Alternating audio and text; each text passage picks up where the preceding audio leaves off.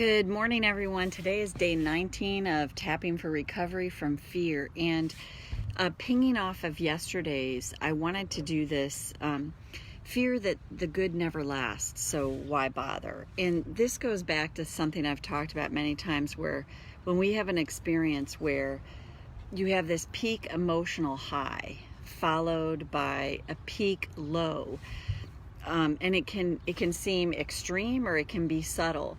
The brain links it up like, ooh, it's not safe to feel good. It's not safe for things to go well for me. Because if you think about, the old saying, as high as you fly is as hard as you fall.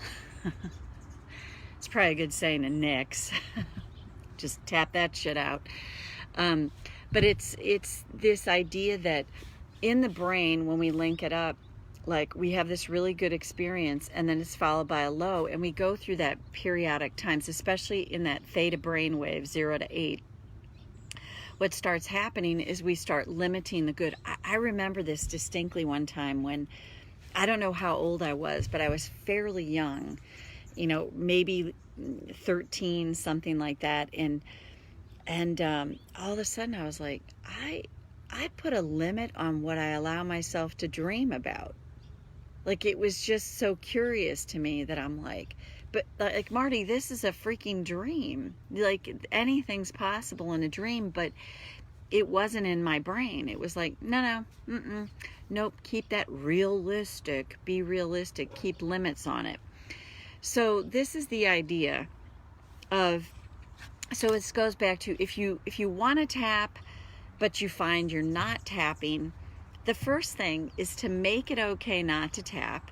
Make it okay and make it a win to just think about, well, maybe someday I'll tap, or someday I'll figure out what to do for myself. I say this to people that I work with that struggle with weight too. You literally have to take losing weight off the table for a while. It's like for a really long while. The idea of like, it creates more problems for us. So just think about it that way. It's not about, hey, take it off the table. So take it off the table. Like, I have to, I should tap. I know I want to at some point. I'm just not ready yet. And I know it's easy to sit here and say that, but when you start to practice talking to yourself that way, over time, you're gonna start to believe it as well. It's just doing those, it's constantly looking to reframe it. And that's why I say it's tiny little incremental changes. It's not these quantum leaps everybody talks about, because if you talk to anybody that's taken a quantum leap, they're like, I did a few things to get there. So let's just start tapping. Karate chop. Even though, why bother? The good is never going to last anyway. So what's the point? That's a setup to feel like shit anyway. I might feel really good, but it won't last. I choose to acknowledge I feel this way. Even though I don't trust this, I'd rather stay feeling how I'm feeling. That's safer for me. It's what I know. It's familiar. I choose to acknowledge my feelings now. Even though no thanks on feeling good or feeling better or doing things that might help me get there, because that is not safe for me yet. I acknowledge myself and my feelings now. No, thank you. I will pass. That doesn't make any sense. What is the point anyway? That will suck to feel good. and know that it can be ripped from me yet again. So I may not do these things that could help me feel better, because below all of that, I'm actually terrified it's not going to last. And then I'll just feel worse. So why bother? What is the point? That's just gonna suck anyway. So what if I can honor my feelings right now? Just let myself know that it's okay to feel this way. Because I know I judge myself for not doing things I think I should. But if I can start to honor this younger version of myself that's just terrified to feel even worse, even the possibility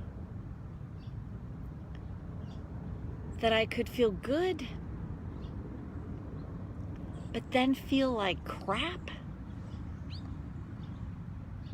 No thanks. I will pass. That's just not going to work for me. So what if I can honor all of this? What if I can learn to release the judgment about the shoulds and the have tos and the need tos, even the want tos? Just meet myself where I'm at, right here and now. And trust that by accepting myself now, exactly where I am, I'll start to feel better in an easier way that feels safe for me, while I'm learning to allow myself to start to feel good, to feel better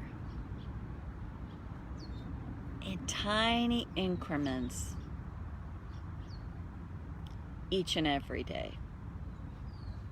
And then take a breath and just try that. And I can't say it enough, to just going back and finding those tiny little wins, because that's also what will help you to start to feel safe, to feel better, because you're not like, oh God, I feel so good. Because many of us, can go from the pit of despair, or seemingly go from the pit of despair, and then all of a sudden you're feeling like, wow, and then it's like, oh shit, this feels dangerous. So if you think about just sort of easing yourself into a better feeling place, and doing that incrementally, noticing the little wins, I know that's what happened for me over time. When we had gone through our financial debacle and I didn't sleep through the night for the year, is all of a sudden it was just like I started looking for one tiny speck of something to feel good about every day. And within a few months, I was like, wow, I'm